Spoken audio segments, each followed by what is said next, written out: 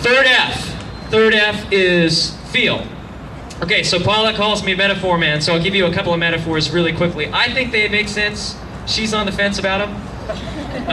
But here they are. Okay, so in terms of feel, what normally feels good to most of you is soft and light. Can I get a one clap if you agree with me? Ready? 1, 2, 3. Okay, thank you. So soft and light makes sense, but from our pragmatic world, it's actually durable and stable. So we have to figure out a way to bring those things together. And what I say to people is imagine a couple things. One, have anybody out there walked in the sand before, ever in your lives? Ever in the sand, you in the back, ever touch sand on your toes? All right. So when you start off in the sand, it feels great. It's soft, comfortable. Now walk like a mile in the sand and what happens? Your body is searching for a platform, a foundation, and when you get back to where it is you started, you get on the hard stuff, you're like, hey, God, it's like taking off ski boots. You're like, yes. The opposite, but there's a metaphor. So sand starts off soft, but it ends up not being very good for you. The same way soft shoes start off feeling great in the store, and then when you get going, they're not very stable. The other one, and the more appealing metaphor, you can go with this wherever you want to, is a mattress. A really soft mattress. You go to that great B&B, you get in there, and it's got the feather cover and everything, you lay down, it's super soft, you're like, man, this is the best bed ever. And then you wake up later, and you're in this contorted, sort of twisted, paralyzed position because the mattress was so soft, it didn't do anything to support the weight of your body. So those are the two things with shoes that you have to sort of embrace, and we help you do it. They usually feel good anyway, but super soft and super light are generally not what feels good. Generally, it's some other stuff that's not so glamorous. We can help you get through that. First F, second F, third F. That's 3 really important F's. So the last F that I'll give you today is, it's not really an F, and if you have a good word for me, you can help me with it, but I've settled on farness. Farness. If you have had a chance to look ahead in the training, how many people know how many miles you will run between now and the marathon if you follow the schedule? Anybody? Anybody? How far is San Francisco from here? 800 miles? 677 miles, sir, as the crow flies. 700 miles? Okay, so in your training, you're going to go about 700 miles before the marathon. Some of you a little less, some of you a little more. And your shoes are going to last you about 400 miles.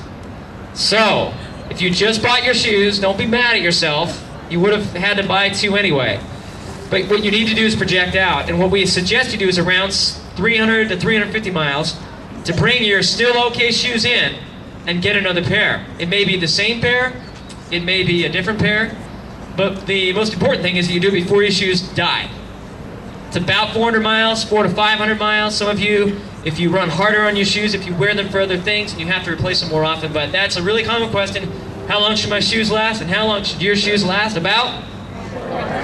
And that is the F, and that F is? I'd like you to use that in your everyday language. Put that into your vocabulary. Please try to use that word. I think it's very important. First F.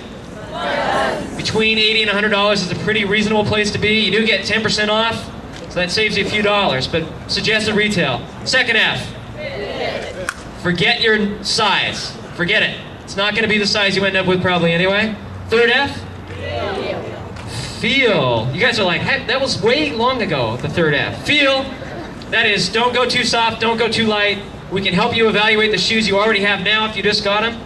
And the last F? Farness. Can you say that a little louder so other people? Farness. Farness. Yes. How long should my shoes last? About 400 miles. How many miles are we going to run before the marathon? So the last part of that is to go to the marathon and work your way backwards, so you're not going into the marathon with a shoe that has 300 miles on it, and you're not going into the marathon with a shoe that has 4 miles on it. I want to try to figure that out. We'll keep reminding you on that. Okay, so that's the footwear seminar. What we do is, when we do the gait evaluation, we check for asymmetry, we check for kind of wear patterns, shoe, foot morphology, what your foot's doing when you strike, what your knees and hips are doing. If somebody says to you, have you ever been injured, and you say, yeah, but it has nothing to do with my feet, I want you to try to check yourself on that, because almost everything in your body has to do with your feet. Okay, if your feet are stable, then everything else stays straight. If they're not stable, everything else does something to compensate. And that, my friends, is the tasty treat of Saturday morning. How long? 9 minutes and 30 seconds? It's my split. All right, so that's it for the shoe seminar. I really appreciate you guys standing around in the cold. We're going to get going on our 5 and 6 mile runs today, and I'm going to turn the mic back over to Celia. Way to go, Dave! No, ma'am, way to go to you.